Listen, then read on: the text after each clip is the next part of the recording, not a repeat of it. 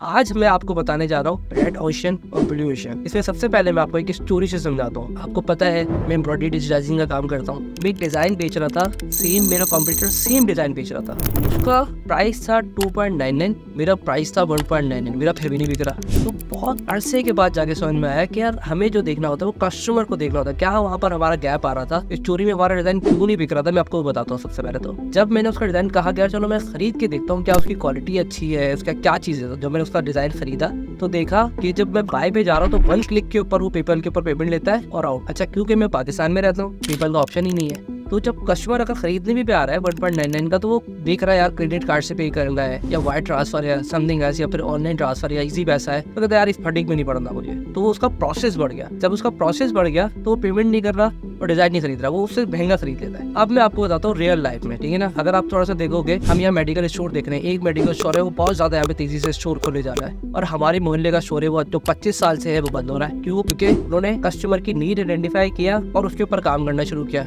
एक और मिसाल देते हैं, आप कॉफी पी रहे हैं, ठीक है ना। आजकल हम इसराइल की प्रोडक्ट इस्तेमाल नहीं कर रहे। एक ब्रांड है हमारे पास, इसराइली ब्रांड है, हम उसकी कॉफी पीते थे। किसी और ने यानी कि इम्तियाज भाई ने अपना ब्रांड लॉन्च कर दिया, लेकिन हम उसकी कॉफी नहीं पी रहे, वो सेम सप्लायर से ले रहा है। तो आज हम इस डिफरेंस को जानेंगे, जिसको कहते हैं रेड ओशन ब्लू ओशन। तो ये जो मैंने आपको स्टोरी सुनाई है, इस स्टोरी से हम समझेंगे क्या ऐसी क्या चीज होती है कि उनकी प्रोडक्ट ज्यादा सक्सेसफुल हो जाती है और हमारी प्रोडक्ट ज्यादा सक्सेसफुल नहीं होती। मेरी पॉडकास्ट तो आप देख ही रहे हैं, उसमें आप क्या चीज देखते हो? सबसे पहले उसमें देखते हो यार एक बंदा बोला द्रास पे काम कर लो, एक बंदा बोल रहा है यार अमेजोन पे काम कर लो पैसे बहुत आएंगे, एक बोलता है ईबे पे आ जाओ भाई ड्रॉप शिपिंग कर सकते हो, दूसरा आता है एटसी पे आ जाओ ड्रॉप शिपिंग कर लो, पैसे नहीं लगाने, $5 में आपका काम हो जाएगा। लेकिन कोई आपको ये नहीं बता रहा कि जब आप एक सस्ती प्रोडक्ट बेचोगे तो दूसरा भी आके बेच सकता है। लेकिन वही एक बंदा होता है वो आपकी प्रोडक्ट को क्या करता है, महंगा तरीन बेचता है। यानी कि अगर आप एक $9 की प्रोडक्ट बेच रहे हो तो वो बंदा $15 की बेचता है और उसकी बिक्री होती है। तो इसको कहते हैं रेड ओशन और ब्लू ओशन, ठीक है ना। अब रेड ओशन में क्या होता है कि सारे आपस में लड़ रहे होते हैं। यानी कि एक आएगा बोलेगा मैं $5 का डिजाइन बना के देता हूँ, मैं डिजाइनर के हिसाब से बता देता हूँ, मेरे पास एम्ब्रॉयडरी डिजाइनर्स भी होते हैं। वो बोलेगा मैं दे रहा हूँ $18 की सर्विस, इसको जाएगा देगा $15 की ले लो। फिर एक और बंदा आगे जो $5 की सर्विस दे रहा है, लेकिन कस्टमर उससे नहीं ले रहा।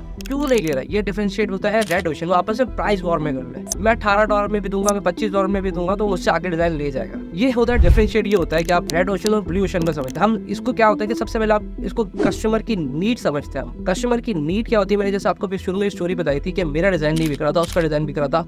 कस्टमर की नीड थी कि उसके पास पेपर अकाउंट है, वो आके पेमेंट करता है और लेके चला जाता है, यानी कि उसकी नीड है। अब हम सलून की बात कर लेते हैं। हमने देखा कि बहुत सारे लोग, यानी कि आजकल बाल काटने का सीन चल रहा है, चलो आप नाई की दुकान खोल लेते हैं। एक ने खोली, दूसरे ने खोली, तीसरे ने खोली, फिर अभी जिंगर बर्गर आपने देखा होगा, एक ने खोली, दूसरे ने खोली, तीसरे ने खोली, वापस से प्राइस को कम्पीट करते हैं। अब आप देखिए KFC क्या कर रहा है। KFC ये कर रहा है कि उसने क्या करा, एक अच्छी सी दुकान ली, उसके अंदर बैठने की जगह बनाई, मतलब अगर आप मैकडोनल्ड्स को देखोगे तो उसने एक शॉप ली, एक बैठने की जगह बनाई। इसने क्या ऐड ऑन किया, इसने कहा यार बच्चे भी खेलने की जगह। अब एक फैमिली वाला बंदा जो है वो मुझे बात बताओ, अंडे वाले बर्गर पे जाएगा जो रोड के ऊपर खड़ा है, अपनी बीवी बच्चों को लेके गाड़ी में खड़े होकर खाएगा, या वो मैकडोनल्ड्स में जाएगा? तो क्या करा उसने, कस्टमर की नीड आइडेंटिफाई करी। मैंने आपको जो स्टोरी बताई थी, मेरे पास से जो कोई बंदा है डिजाइन $18 में क्यों लेके जा रहा है, मैंने उसकी नीड आइडेंटिफाई। मैं उसको नहीं बोलता कि $18 में, मैं बोलता हूँ मेरे पास जो पैनल, मेरा कस्टमर का जो पूरा का पूरा डिजिट EMB है, उसके अंदर उसका कस्टमर पैनल बना हुआ है, वो उसको ऑर्डर खुद प्लेस कर सकता है, वो अपनी फाइलें कभी भी आपके डाउनलोड कर सकता है। अब उसको क्या मिला, एक फैसिलिटी मिली, यार मैं आज अगर बैठा हुआ हूँ,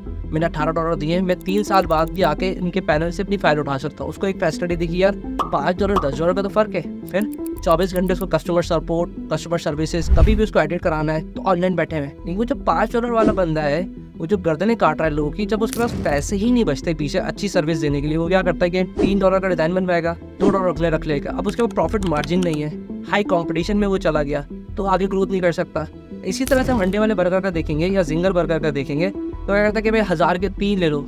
अब उसने अपना प्रॉफिट मार दिया। जब प्रॉफिट मार दिया तो उसका आगे ग्रोथ नहीं कर सकता और वो कस्टमर को अच्छी फैसिलिटी नहीं देता। तो इसकी पूरी जो जंग होती है रेड ओशन और ब्लू ओशन की, उसमें पूरी जंग होती है, वो कस्टमर का गैप आइडेंटिफाई करना होता है और उसको अच्छी सर्विसेज देनी होती है। मैं आपको एक और एग्जांपल से समझाता हूँ। जैसे मिसाल के तौर पर मेरी एक प्रोडक्ट है अमेजोन के ऊपर, हम बेचते थे एक सर्किल पंच। सर्किल पंच पे क्या होता है, उसमें ये होता है कि लोग अपने सर्किल्स को पंच कर रहे होते हैं। हमने देखा कि एक बंदा बेच रहा है, एक आधा इंच का था, एक 1 इंच का था, एक 2 इंच का था, एक 1.5 इंच का था। ये सारे लोग अलग अलग कर रहे थे। हमने उस पर प्रोडक्ट रिसर्च किया। अच्छा, प्रोडक्ट रिसर्च अमेजोन पे कैसे होता है, अगर कभी आप अमेजोन पे जाओगे उसके अंदर क्या होता है कि आप अंदर जाके चेक करेंगे तो आपको अंदर एक रिव्यू होता है। रिव्यू में मैंने देखा कि यार एक ही बंदा 1 इंच का सर्किल भी बाय कर रहे हैं, 2 इंच का भी बाय कर रहे हैं, 1.5 इंच का भी बाय कर रहे हैं और 3 इंच का भी बाय कर रहे हैं। सिंपल मैंने क्या करा कि सस्ता सप्लायर ढूंढा, उसके साथ क्या करा उसी प्राइस में मैंने कोशिश की वो सारे के सारे सर्किल उसको दे दूं। तो बताओ वो किसका खरीदेगा। मिसाल के तौर पर एक सर्किल खरीद रहा है वो $3 का, ठीक है ना। मिसाल के तौर पर आधा इंच का वो $3 का खरीद रहा है। मैंने उसको क्या करा $5 से $60 के अंदर वो सारे सर्किल दे दिए। 3 इंच पे भी दे दिया उसको, 2.5 इंच पे भी दे दिया, 1.5 इंच पे भी दे दिया, 1 इंच पे भी दे दिया।